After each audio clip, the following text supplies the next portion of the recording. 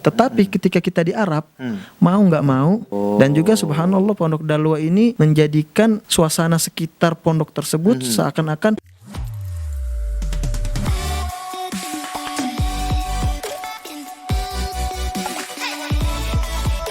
kami datang membawa perubahan untuk menginspirasi, inovasi, dan edukasi.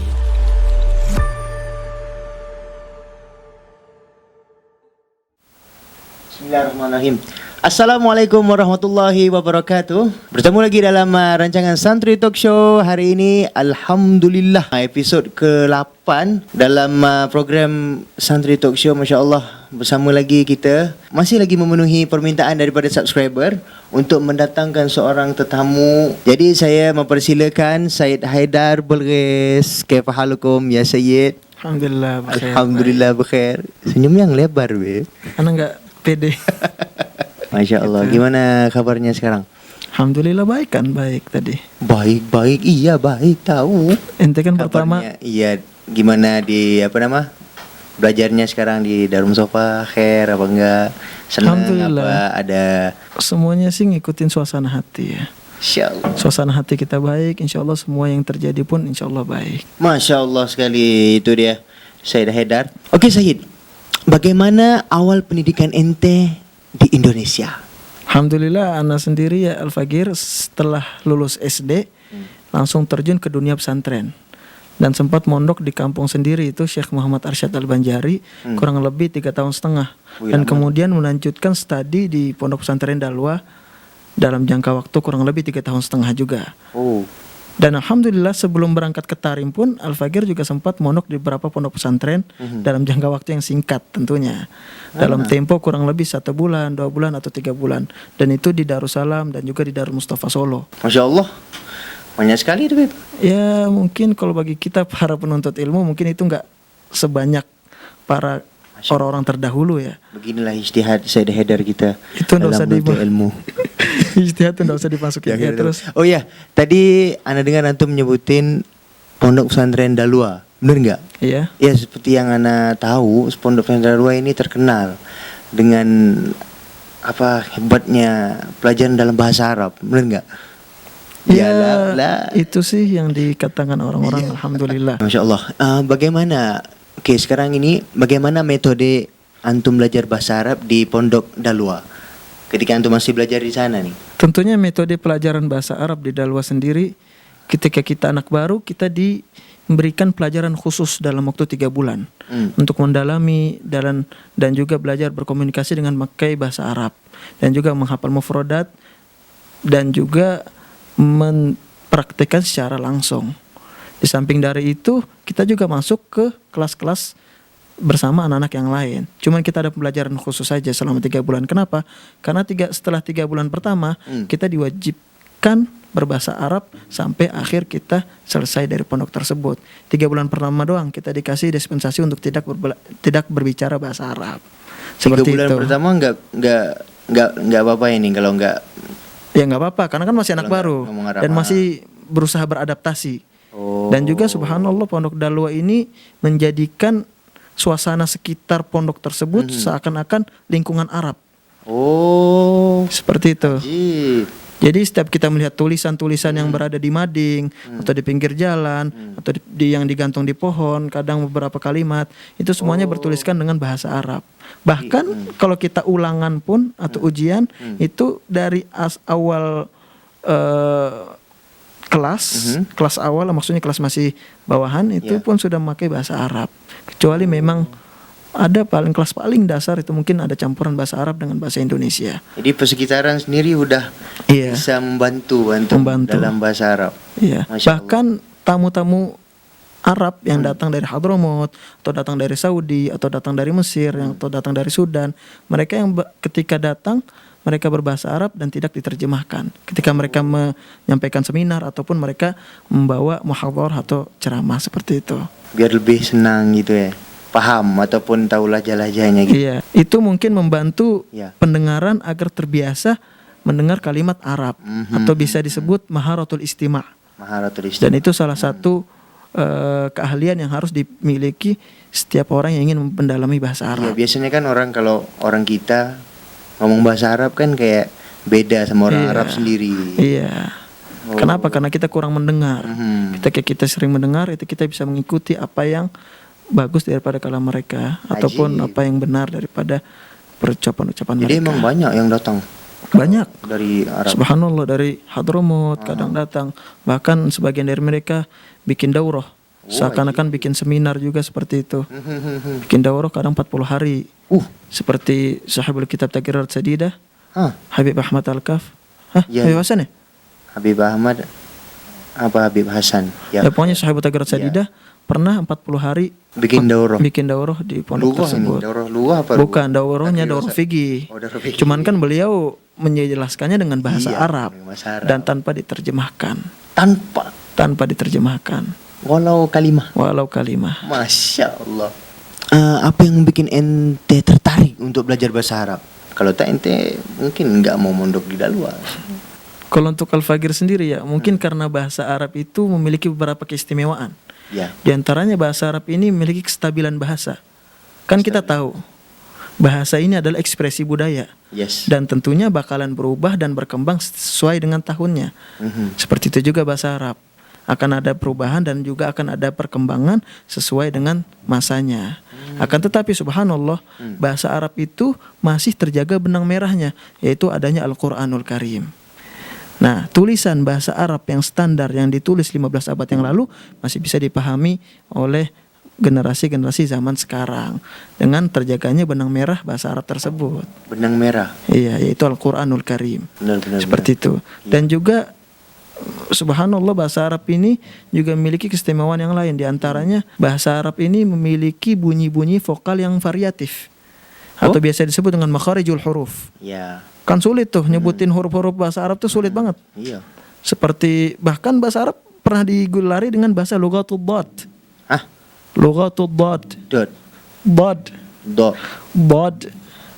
Do. Sebenarnya memang sulit huruf ini. Oleh karena itu disitulah Dot. letak keistimewaan bahasa Arab. Dot. Bisa Dot. kan? Anak bisa kan? Ya 20% mungkin. Ente coba ulang. Ana pun juga tidak mampu. Afsahu man nataqa bid-dadi huwa sayyidina Muhammad. Allahumma shalli alaihi wa ala alihi. Seseorang yang paling fasih menyebutkan atau melafadzkan huruf dad itu adalah baginda Nabi besar Muhammad. Sallallahu alaihi wa ala alihi. Makanya bahasa Arab diistimewakan oleh Allah dengan huruf dad tersebut yang berada di bahasa Arab. Masya Allah. Lughatul Bahkan- dot. Lughatul dad. Ya, khair. Bahkan sang penyair Mesir pun Ahmad Syauqi pernah menyebutkan innal ladzi mala'al lughati mahasina ja'alal jamala wa sirrahu fid dadi. Yang meletakkan keindahan sebuah bahasa, menjadikan keindahan tersebut dan rahasia keindahan tersebut di satu huruf, yaitu hanya di huruf dad. Oh, ajib. Dan itu diantara keistimewaan bahasa Arab yang membuat anak tertarik. Di samping dari itu juga, dan tentu ini yang terpenting, Ya. karena bahasa Arab adalah miftahul ulum, kunci Naam. daripada segala macam ilmu. Nah, setuju. Apalagi kita ini kan seorang santri gitu ya, Iya. lebih bergelut banyak di bidang pelajaran agama. Seperti ilmu tafsir, ilmu hadis, iya, ilmu semuanya usul pokoknya. fiqh. Iya. Nah, semacam ilmu ini kalau kita tidak memiliki dasar atau tidak memiliki asas dalam bahasa Arab, kita akan lemah untuk memahaminya. Ajib. Seperti Sah. itu. Oke, Izan yani udah berapa lama antum di Tarim? Kurang lebih sekarang jalan menuju 5 tahun ya. Tapi seakan-akan kayak cepat banget, baru tahun kemarin seakan-akannya tahu-tahu udah 5 tahun gini aja, 4 tahun 5 tahun gitu. 5 tahun. 4 jalan 5 tahun. Oh, Masya Allah, udah lama banget tuh. Dia akid udah fasih berbahasa Arab. Nggak semua yang duduk di sini fasih bahasa Arab ya. Iya. Iya. Kadang juga karena dia kurang mentotbik, kadang mereka kurang praktekkan berbahasa Arab dengan orang luar, berinteraksi dengan orang luar, sehingga mereka terlalu terbiasa dengan bahasa Indonesia dan bahasa Arab mereka pun juga lemah. Kadang nggak banyak, nggak sedikit kita ngelihat orang udah duduk 7 tahun, 6 tahun, tapi bahasa Arabnya masih belepotan lah bahasanya. Iya. Kenapa? Karena mereka kurang berinteraksi dan juga kurang mempraktekkan bahasa Arab tersebut. Padahal hidup di negeri Arab. Oh gitu. Iya, kurang lebih lah mereka sama onta. Kurang lebih lah. Onta hidup di Arab nggak bisa langsung bahasa nggak Arab. Iya. Ente jangan gitu dong. Iya kan, mungkin ada persamaan lah Onta dikit. kalau di Malaysia, di Indo juga nggak bisa ngomong Malaysia Indo. Iya benar. Next question. Oke, jadi kan antum Masya Allah udah pernah belajar bahasa Arab di Indonesia, sekarang belajar di Arab, di negeri Arab sendiri. Apa yang membedakan belajar bahasa Arab di Indonesia dan belajar di Yaman? Tentunya ya perbedaan ketika kita ingin mempelajari bahasa Arab di Indonesia ataupun di negeri kita sendiri dan ingin mempelajari bahasa Arab di Arab, tentunya pertama perbedaan tersebut dari segi semangat. Ketika kita di Indonesia, kita mungkin membutuhkan dengan yang namanya semangat. Kita nggak ada semangat, kita nggak mungkin mempelajari yang namanya bahasa Arab. Kenapa? Karena kita tidak mau mempraktekannya. Karena tidak ada semangat. Tetapi ketika kita di Arab, mau nggak mau, sudi tak sudi, mereka pasti memakai bahasa Arab walaupun mereka tidak memiliki semangat. Bayangkan, masa ngomong sama tukang taksi bahasa Indonesia, kan lucu. Jadi makanya mereka mau nggak mau memakai bahasa Arab walaupun sebisanya. Atau ya Allah minimal mereka mungkin bisa memahami apa yang diomongkan kepadanya. Seperti itu. Mungkin perbedaan dari segi semangat. Di samping dari itu juga mungkin perbedaannya ketika kita mempelajari bahasa Arab di Arab, kita bisa langsung berinteraksi. Kita bisa langsung mempraktekkan bahasa tersebut dengan orang-orang di luar. Tapi ketika kita di Indonesia mempelajari bahasa Arab, kita harus mencari lagi orang yang mau berbicara atau berkomunikasi dengan kita memakai bahasa Arab. Seperti itu. Yang bedanya kita bisa langsung berinteraksi ketika kita di negeri Arab, dan ketika di Indo kita harus mencari orang yang bisa kita ajak bicara lagi. Seperti itu. Gitu. Lebih alangkah indahnya apabila dia mempelajari bahasa Arab di lingkungan Arab gitu loh. Atau di lingkungan orang-orang yang memang membiasakan dirinya berbicara bahasa Arab. Berbicara bahasa Arab. Iya. Pada pendapat antum, apa kegunaan dan manfaat daripada bahasa Arab? Kalau ingin kita bagikan daripada kegunaan tersebut, kegunaan dan manfaat bahasa Arab, kalau kita ingin membagikan ya, di situ ada satu kegunaan dari segi agama. Ya tentunya kegunaan dan manfaat bahasa Arab, diantaranya karena mungkin bahasa Islam adalah bahasa Arab, walaupun dia itu bukan orang Arab. Jadi juga pernah disebutkan di website IPTimes ID kalau nggak salah. IPTimes ID. Tak pernah dengar pun. Ana pun tak pernah. Ana baca. Oke, kita tadi. Bahwa bahasa Arab ini jumlah penutur yang berbicara dengan bahasa Arab bisa mencapai 1,6 miliar yang terbagi di 5 benua. Bisa.